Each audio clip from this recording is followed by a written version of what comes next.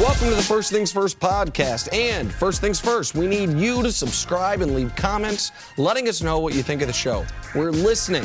I'm Nick Wright, joined by two of my favorite people, Jenna Wolfe, Chris Carter. Now, let's get the show started.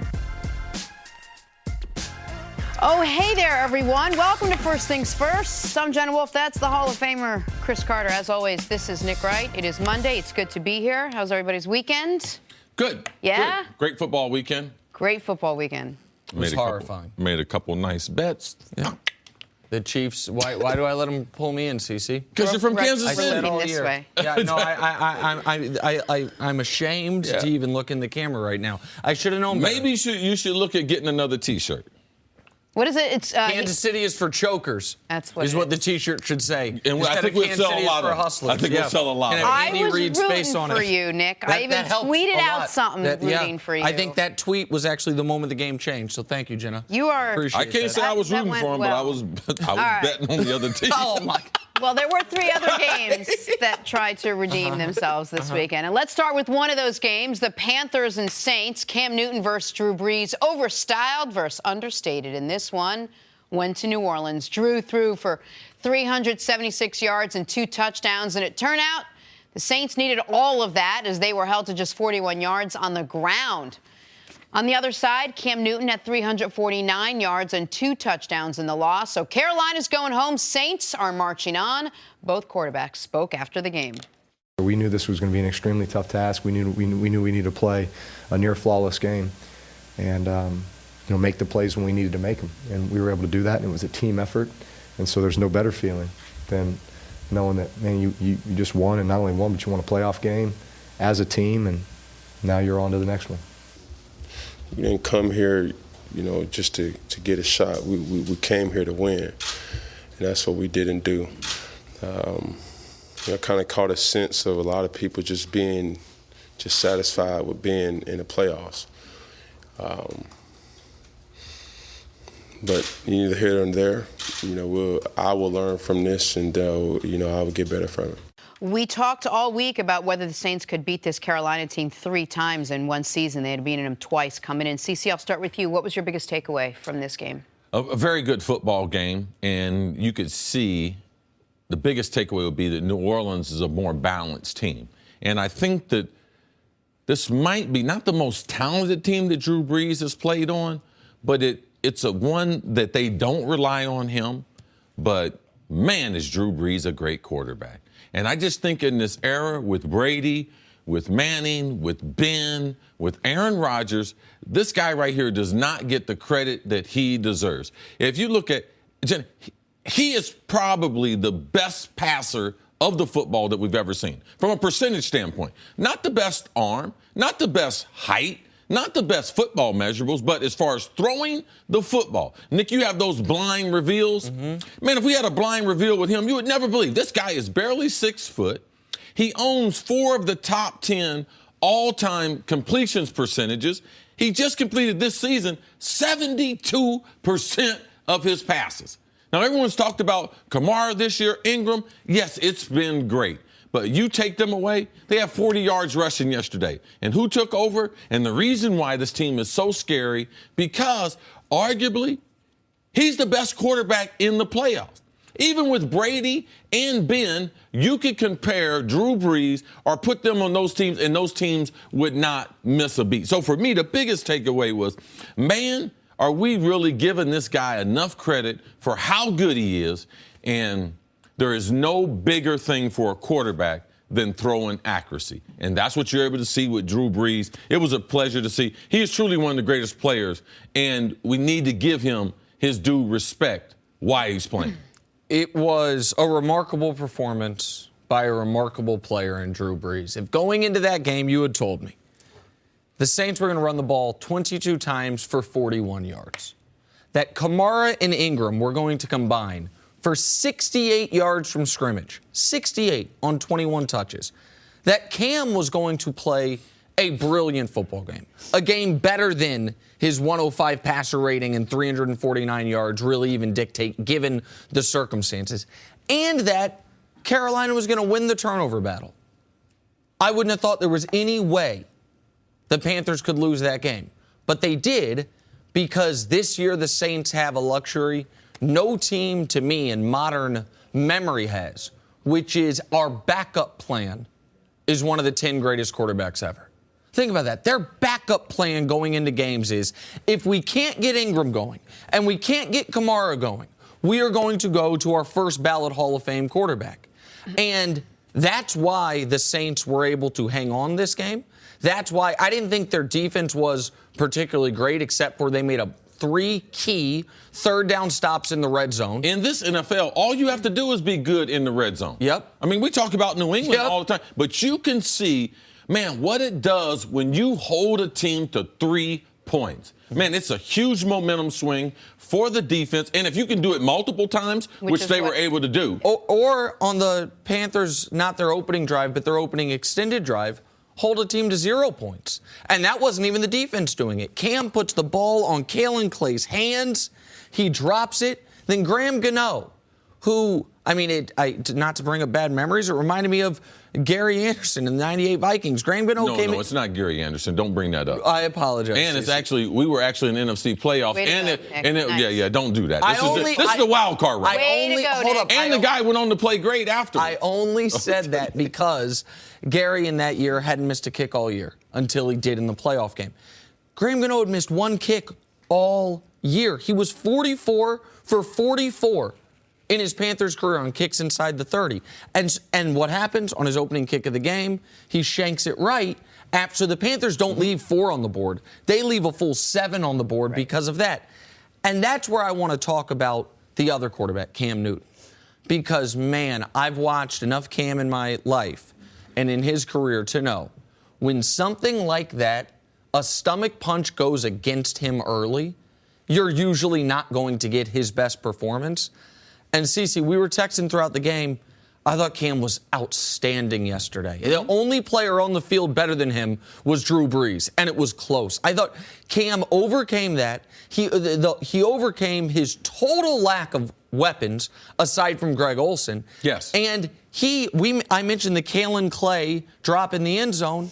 There's another play after the intentional grounding play on 3rd and 23, down 5 to win the game. I thought he threw a darn near perfect ball to Devin Funchess that Funchess just couldn't adjust for in the front corner of the end zone. I thought, Cam, if you can help yourself as far as reputation in a playoff loss, if that is even possible, Cam did it yesterday. Yeah, this is the thing, and I have to admit, we all as human beings, we have blind spots. And for me, I'm going to tell you for a full reveal, I have different expectations of different players. One of the reasons why I'm critical of Dez Bryant is because I've seen him for a long time. I see his talent level, and my expectations are for him to be better. I have the same expectations I have with Sammy Watkins. All right? Unbelievable. Dominated college football as a freshman, not able to transition to Buffalo and seeing it with the Rams. I'm the same way with Cam Newton, and I realize that. Why? Because I saw him in high school. I saw him in college, up close and personal. I know what ability he has. Carolina's got to help Cam out. They got to give him some weapons. Now, Cam's got to work on his game where he could be that type of pocket passer every game, but they got to help him and give him more talent on the outside difference maker because, yes, the difference in this game was Drew Brees and Cam Newton, but it wasn't the quality of their play. It's who they were throwing to.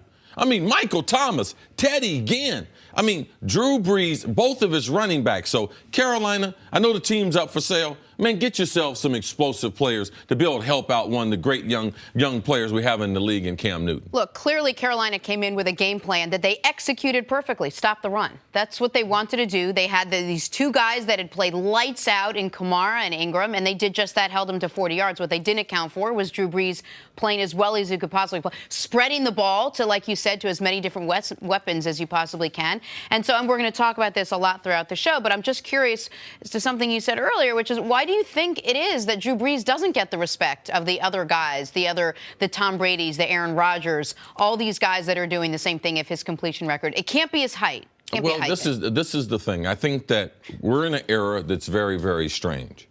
And I think if Drew Brees was able to get himself another Super Bowl, if he had 2 Super Bowls, like Eli, like Big Ben. But Aaron Rodgers doesn't. Aaron Rodgers is on a different level. Aaron Rodgers' arm talent is undeniable. Drew Brees is undersized kid. He's the gym rat. In basketball, you pick him the last guy on your team. He's the kid at the football that brings all the footballs and will do all the – he is a gym rat. You're never going to pick him first, but his teams are going to finish first an awful lot. It's just there's so many quarterbacks in this golden age of throwing. Because of Sean Payton and because their offense, Drew Brees doesn't get enough credit. Yeah. But if you can see what he's done this year, Kamara and Ingram's success, it's not based on their offensive line. It's not based on they're just great runners. It's based on they also have to play coverage because Drew Brees is there. In this game, they stacked the box, and Drew Brees picked them apart. Yeah. So that's the great combination that they have there in New Orleans. And the other reason, Jenna, is because Drew Brees the last few years hasn't been playing relevant games. Not because he hasn't played well. Yeah, because his numbers are good. His numbers have been outstanding. You're but right. People have said, the Saints are always going to throw for a ton of yards, and they're going to go 7-9. Yep. They're going to go 6-10. So Aaron Rodgers, he hasn't been to a Super Bowl since they won it. But he's been to the playoffs every single year until this year. Brady, we know, is always in the playoffs. Big Ben's been in 3 Super Bowls. So, that's not on Drew Brees. Not to my eyes. It is when we've talked a lot about how the Packers don't put enough talent around Aaron Rodgers. The Saints, for a half decade, neglected the defense or mismanaged the defense to where they couldn't play in relevant games. Jenna, they have played, say, 4 out of the last 6 years. I'm talking about some of the worst defenses in the history of the NFL. Right. Now, we normally put the standard on. If you're a great quarterback, you can get your team to the playoff. We know Drew Brees and what he's been dealing with. Now they've got that rectified, and we see the results. And lastly, the division he's in is tough. The division he's in, the last 2 years he's had the Super Bowl. They got 2 of the 4 teams NFC. playing in the Final Four. Right, and the Carolina's right there. So, all those things go into it. I thought that was an excellent football game and super fun to watch. Well played by everyone involved.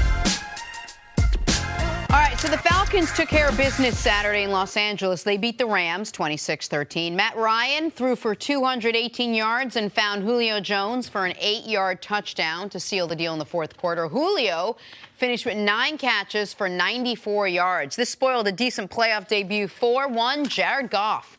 He threw for 259 yards, a touchdown, had no picks on the day. Here is Matt Ryan and Sean McVay after the game.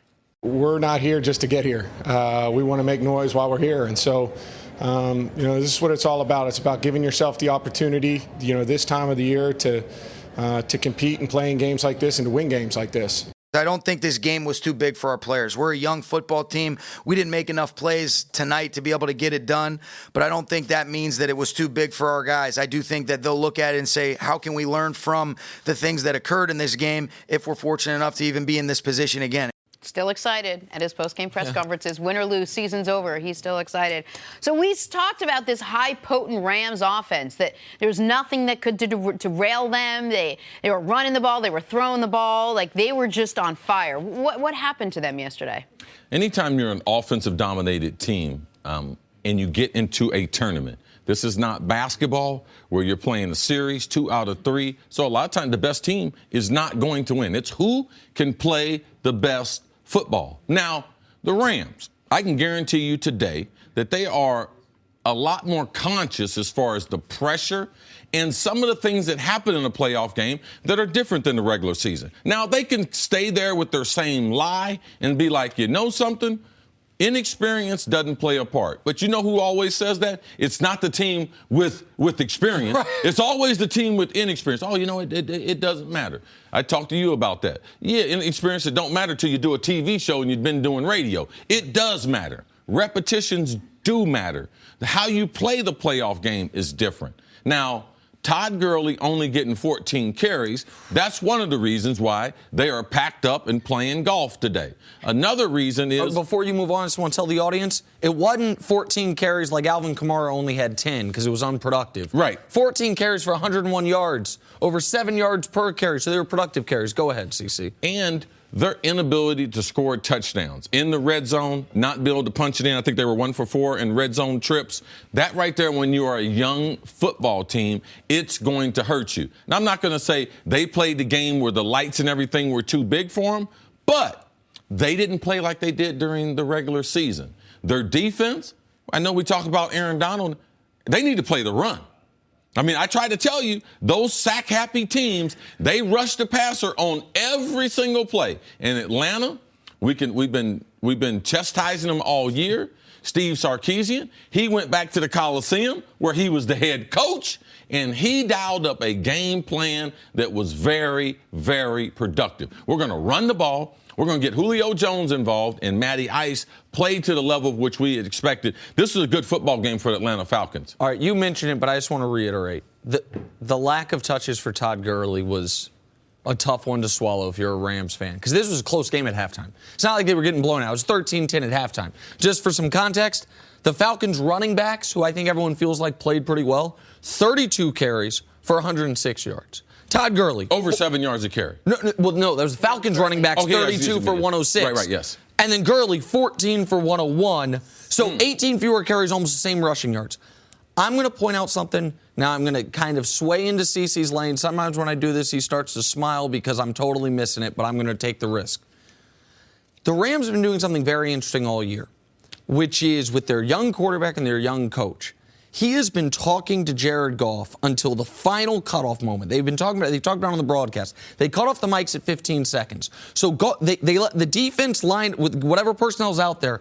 Then he sends in the call, having looked at the defense. What it looked to me like the Falcons were doing was adjusting at the end, was making more late snap adjustments. And Goff, who had the security of Sean McVay, who's a brilliant mind, all year helping him, all of a sudden, he was there by himself. And it's also one of the reasons why the college players fail in the NFL. In college, they hold up a sheet of paper to tell the guys after they see the defense. Right. Now, in defenses in college, they don't have the wherewithal to make the kind of adjustments that NFL teams do. So they could line up in an actual 34 front. And as the play clock begins to get down, because the coach can talk, whoever that is, the coordinator or the head coach can talk to the quarterback until 15 seconds. After that, the quarterback's on his own. That's why Tom Brady, Drew Brees, Aaron Rodgers, these guys are lethal in those last 15 seconds. They caught on to Goff. So the defense, Dan Quinn, a little birdie told him, hey, man, the coach is talking to him in 15 seconds. Let's line up in one thing and then switch. And that's what you're able to see when they have 16 games of the season to go over, and there's a lot more intel, all right, going around the league. You know who Dan Quinn probably called? Pete Carroll. The guy he was the defensive coordinator for. They played his him mentor. Twice. And he probably led him on to the fact that this is what they're doing, switch defenses at the end, and it paid big dividends for the Falcons. And for Goff, it was his worst game. Great get, too, Nick, you finding that. Thank you. It was the worst game in 2 months. I mean,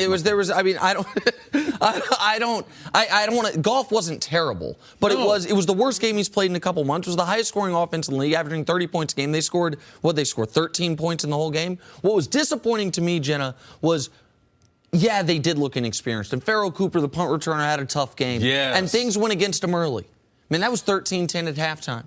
And then in the second half, the Falcons get the kickoff. They have an extended drive, but they only get a field goal. You've played poorly. You're down 16-10, getting the ball back in the second half, and they couldn't get it going. The problem is the things that the Rams were so good at during the season, special teams that we talked about, they had some issues with. That offense, we never talked about that much, the Falcons defense. We kept talking about how this Falcons offense was going to generate and get going and moving. Meanwhile, that defense really held them down, and their special teams ended up really hurting them in the end. I mean, if you said again, Matt Ryan's going to throw for 220 and the Falcons are going to rush for 120, you'd probably say, okay. Like, at the very least, it's going to be a very close game. Like, the Rams are going to be right there, and they just couldn't get their offense going. Atlanta dominated time of possession. Yeah. Now, if you look at any of the NFL games, I'll get dusty. Maybe we'll do it later on.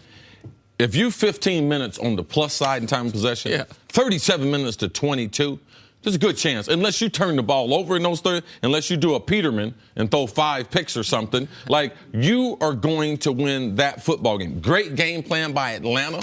They held down the Rams offense by what? By staying on the field, by grinding it out, and that is one of the attacks when you have an explosive offense like the Rams have. The Jaguars beat the Bills in an ugly one on Saturday, their first playoff win since 2008. The Jaguars defense stepping up, no surprise. Now there was Blake Bortles stepping down, held to 87 passing yards. But here is the surprise. Blake Bortles and not Leonard Fournette led the Jaguars with 88 rushing yards. CeCe, how should we feel about the Jaguars after this game? Oh man, this was awful. Okay, you're tweeting with some of the funnier tweets I actually followed. Well, I'm just going to tell you, this film is not going to the Hall of Fame from an offensive standpoint. You think? This film is not going to a kids' clinic to teach kids how to play the quarterback position because both these quarterbacks were awful. And I felt bad for the coaches because I played with some bad quarterbacks. And I knew we had all these nice plays to call. But we took all those good plays back home because you can't hide your quarterback in the regular season, and you definitely cannot hide him in the postseason. As much as they tried. The play, it was just awful. Like, they have no confidence in Blake Bortles. Blake Bortles was scared. This is one of the few times I have seen a starting NFL quarterback, when they called a pass play, that he was apprehensive. And it was basically perfect throwing. Well, now, they talk about the wind was blowing a little bit. It's Florida. Man, okay? Listen. The wind's blowing everywhere. You've taught me enough about the weather that the announcers kept, and I'm not knocking the announcers, but they kept bringing up the wind. And you could see the flags. And as Jenna taught me last week, sometimes you can see wind when there's a flag involved. And the flags weren't like gusting. So I went on the weather app and looked at Jacksonville, Florida. Hand to God, it said 1 mile an hour southeast wind. Now, maybe in the stadium, it was worse than that. In the booth, it was drafty. Maybe the oohs and the ahs from the crowd. Like our studio. Every time someone dropped back, they were like, ah! Like, maybe that caused the wind. I don't know. So, obviously, both quarterbacks were terrible. But, CeCe, another thing you've taught me is let's try to be positive about things. So, I do want to talk about, in this game, you're going to say what could have been positive. Thank you. Help us. Okay. The story going into this game was, will LaShawn McCoy play? And he did. And he was the Bills' best offensive player. Yes. Coming back from that injury, it's a hell of a job by him. But the other story... Wasn't he the best player on the field? He was the best offensive player on the field, no question about it. But the other story was the Jags have a borderline historic defense. Certainly in the last 5 to 10 years, one of the better overall defenses we've seen. And I don't care that you're going against Tyrod Taylor. You're going up against an NFL team that made the playoffs. And the way they totally and thoroughly shut them down, that Jags defense had an A-plus performance. Now, I understand the competition matters. I understand all those things. But this wasn't bad conditions. It was perfect weather for offensive football, and the Jags defense destroyed them. If the Jags offense had played better, we would be giving the defense more credit. The Jags had won 24-3. We'd say, oh, okay, the offense played well and the defense was awesome. And late in the game, defense forced a turnover to win the football game. That may or may not have been a catch, but whatever.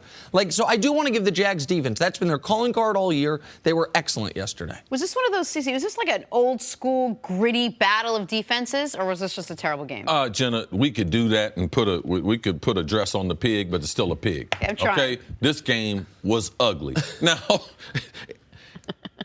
we can't make it up. Like, it was so bad. Now, Shady McCoy, what an effort by him. Didn't think he would play in the game. Truly outstanding. But how could Jacksonville, with Blake Bortles, and I got to give a lot of credit to Tom Coughlin, Doug Marrone, like they turned this organization around, because typically bad organizations cannot even win a game when they try to hide their quarterback. But I don't see how they advance. I don't think their defense is legendary after watching Buffalo make some of the plays on them with their lack of wide receivers. And Shady McCoy, they had their hands full with Shady McCoy. So for me, this is the Jags defense that played better the first 12 games of the season. That's fair. They have been bleeding leaking oil since the last 4 weeks of the season and into the playoffs. I was surprised, one last note on this, and then we'll never speak of this game again. I was surprised that the Bills were running the ball. They ran the ball 32 times for 130 yards. That's over 4 yards a carry. Surprised me they had Tyrod Taylor drop back to pass. Well, he threw 37 passes. He ran the ball 7 times. Most of those were not designed runs. So you called in a game that was a one-score game throughout. You called 40-some-odd pass plays? That was odd to me. Normally, if I'm watching Buffalo, I would have been calling for the backup quarterback. But based on research, I knew Peterman was the backup. And as we could see in those 3 plays, the reason why Tyrod couldn't get benched. Quickly before we go, are either Blake Bortles or Tyrod Taylor going to be the starting quarterbacks for these teams next year? I mean, if the Jags upset the Steelers, you're not moving on from Bortles. They're going to pay him $19 million. Blake Bortles got to go. Let's see. Titans beating the Chiefs 22-21 on Saturday. What a heartbreaker for Kansas City. What a heartbreaker for Nick Wright. Yeah. Alex Smith had him up 18 at the half. That's great. But Marcus Mariota had 2 second-half touchdowns, including one to Marcus Mariota. And Derrick Henry ran wild for 156 yards to help seal the deal. Nick, I ask you this. Was this like a 3 to 6 Tylenol type of afternoon for you? It was a 4 to 8 cigarette, 3 to 6 vodka type of second half for me. The Chiefs are trying to kill you. They're literally trying to kill him. Just give me a moment here, if you would. In NFL history, 4 times a team's blown a playoff game where they had an 18-point lead at halftime or greater. 2 of them were some of the most memorable games ever. The Frank Reich game. Remember that one, CC? Oh, that was an amazing game. How about last year's Super Bowl? That one's pretty memorable. And the other 2 are Chiefs playoff games coached by Andy Reid in the last 4 years. I brought some props. I don't typically do that. I just want to show the camera this. That is a Joe Montana Chiefs pennant. You know why I brought it? Because Joe Montana was the quarterback the last time the Chiefs won a home playoff game. I'm going to show you something else. This is an autographed Lake Dawson jersey. Now, you might say, who's Lake Dawson? Some of his family might say, who's Lake Dawson?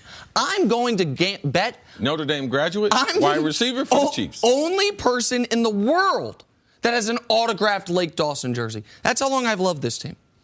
And this is what they've done to me in my memory since Joe Montana was the quarterback. How about losing a 10-7 playoff game at home where you missed 3 field goals? That's the Lynn Elliott game. How about losing a 14-10 playoff game at home against the Broncos when you blow a fourth-quarter lead? How about losing a 38-31 home playoff game to the Colts? You lose a game where the other team doesn't punt the football, and you don't punt the football either. How about losing 45-44 to the Colts? They had the dignity to do that one on the road, but you blew a 28-point lead, and you gave up a critical touchdown after the quarterback fumbled the ball to himself. How about last year, where you lost a home playoff game to the Steelers, where you scored 2 touchdowns, they scored 0. That's like a bad math problem. How do you lose a game where you score twice, the other team scores 0 times? And then yesterday, or whatever day it was, Saturday, the forward progress game. The game where you have an 18-point lead to the Titans. One of the worst teams to make the playoffs in a decade in the NFL. Where the quarterback throws a touchdown pass to himself. Last time that happened, I was in the playoff game. It was Brad Johnson. He threw one. So at least the Chiefs are doing things that we had seen before, at least once in NFL history. CC, I can't say I'm surprised. I should know it was coming. I told you I shouldn't buy into this team. Told you I shouldn't put my faith in this team. I had the Chiefs for the second straight year. I truly believe the Kansas City Chiefs could have beaten the Patriots in the playoffs. And for the second straight year, they're not going to get a chance because they blow a home playoff game. That's all I got. Is the show still on? It's a tough loss. It's a tough loss. But you could be the Jets and not be in the playoffs. So I would prefer that. No, you wouldn't. Careful. No, you wouldn't because you're in the playoff. But I'm going to tell you, I like Andy Reid. I know. But I can't avoid criticizing him. Like it's not by just chance these things keep happening to Andy Reid. What's the criticism? Was it not running Kareem Hunt enough? Was it lackluster play calling in the second half? Was it no creativity? What's the criticism? Every time we get in a situation like with Andy Reid, it's not one situation. It's play calling. It's clock management. It's choking under the pressure. Like, it can't just keep happening to one guy, and it follows Andy Reid no matter where he goes. And I believe he is a very good football coach. But 21-3? Against the Titans at home. I got to stop telling, because there's a lot of fans that we have, they don't know how hard it is to win in Kansas City. I keep saying, that's one of the hardest places to win. Obviously not when the Titans go in there and win in the playoffs. Yeah, you mentioned, here's a criticism. In the game you're leading throughout, Kareem Hunt has 6 carries in the first quarter and 5 the rest of the game. Yes. You run Why? a sprint option like you're at Oregon on 3rd and 1 with Alex Smith. It's just, I get it. Andy Reid is great because he always makes the playoffs. What damn good is it?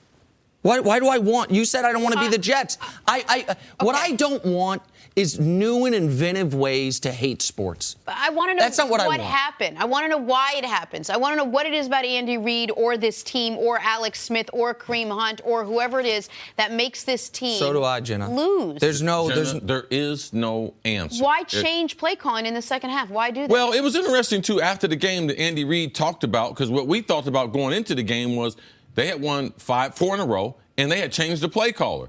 Andy Reid talks about him calling plays after the game. They're with the A sheet. control freak. All right? What they were doing was successful. Somehow, Andy Reid got back into the play calling business, which also led to them losing. And we don't love to talk about officiating on the show, and the Chiefs lost because they deserve to lose. But I do want to say, Jeff Triplett and what ended up being his final game ever. He retired. It's a hell of a send-off, man. Calling forward progress on a quarterback sack where he just gets smacked and drops the ball, this was called forward progress. By the way, the Chiefs recovered it. The Titans end up getting a field goal. That's not reviewable because they called forward progress. If that play is forward progress, then every fumble in NFL history where the ball isn't punched out from behind is forward progress. I've never seen that called forward progress. So I hope you enjoy your retirement, Mr. Triplett. It's a shame that you're not more fired up about this. I was hoping we'd get more emotion, and sadly we did. But what's okay.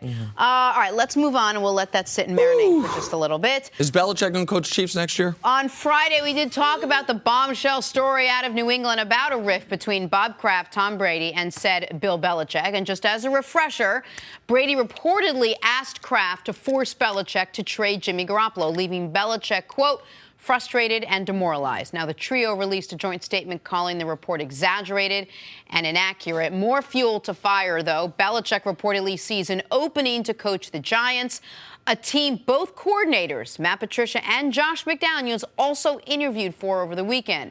Here's Brady discussing this entire situation. I have a great relationship with Coach Belichick. We've worked together for 18 years. There's no coach I'd rather play for. And I've loved my experience here. I certainly couldn't be the player I am today without playing for such a great coach. So I see these as all positive things. And I think for so long, we've proven that we ignore the noise, we do our job, we speak for ourselves, and we focus on what we need to do to help the team win. I think for a long time, we've done a great job of winning games, and it forces people to be creative with what they talk about and the things that they write and things that they may speculate on, because diagnosing football plays doesn't get the attention that some of these other things might.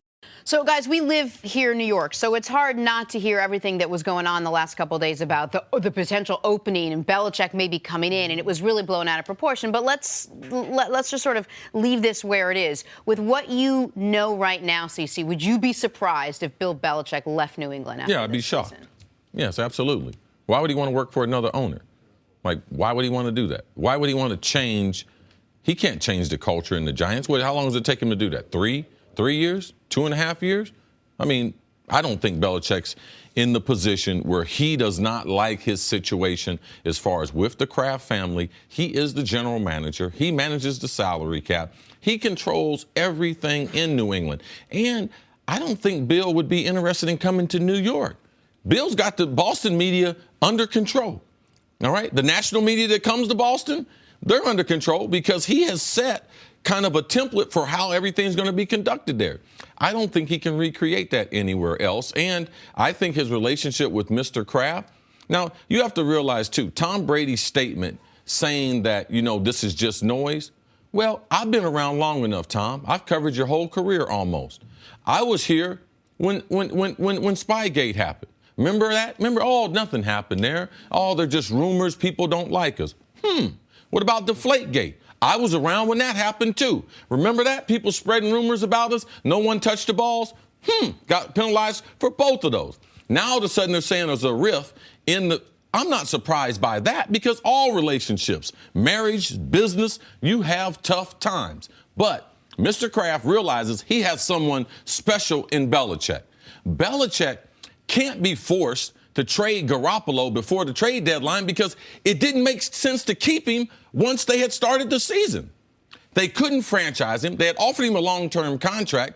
So the only solution when you get into the last week of the trade deadline was to trade Jimmy. Now, to say that Kraft forced him, I don't know if all that's true. So there is some truth to the story.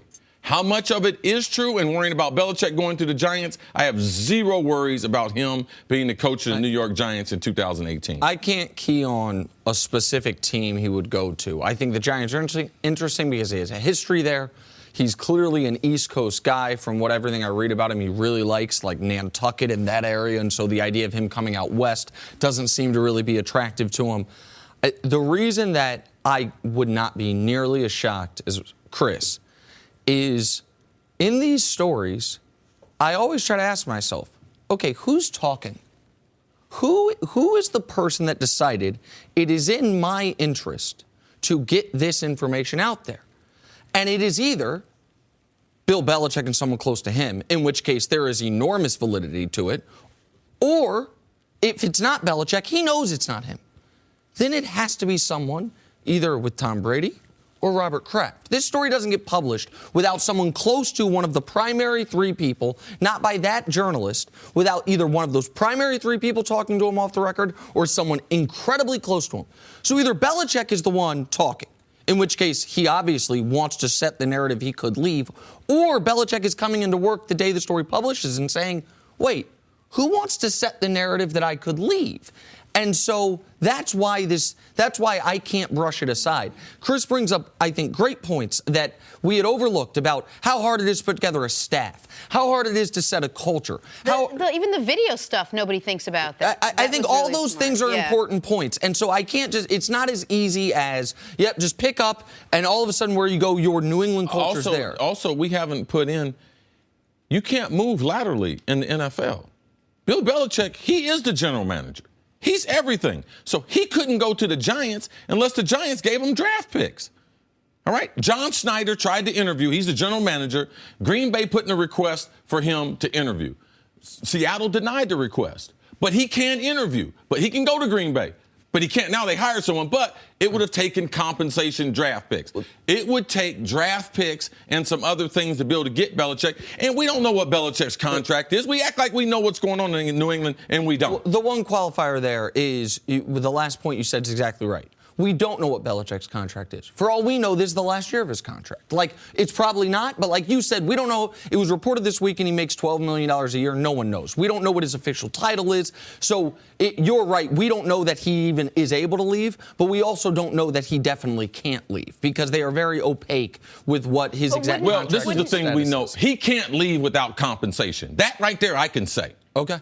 All right? He is the general manager and the head coach. And you cannot move laterally in the league. So they would have to come up with compensation for him. So where are the Giants if you give up a couple first-round picks and Eli Manning is your quarterback and you don't have cap space? Oh, that's a great place for Bill Belichick for his retirement. Dealing with the New York media with a football team that's not very good and you got no draft picks. No, your point is very well taken, and it's a good point. I would imagine that any team would give up just about anything they can if they associate success with Bill Belichick to get the likes of Bill Belichick, including making him the general manager and putting him in charge of everything. I just think it's impossible, but it's a good reach. It's a good weekend news story. I'm willing to bet y'all whatever amount of money y'all want that Bill Belichick would not be the coach of the Giants next year. Hold on. We'll go to the next segment. And you guys y'all write down the number for what y'all willing to lose. Okay? That can be a good bet. I'll do that. Even if it's still on the board.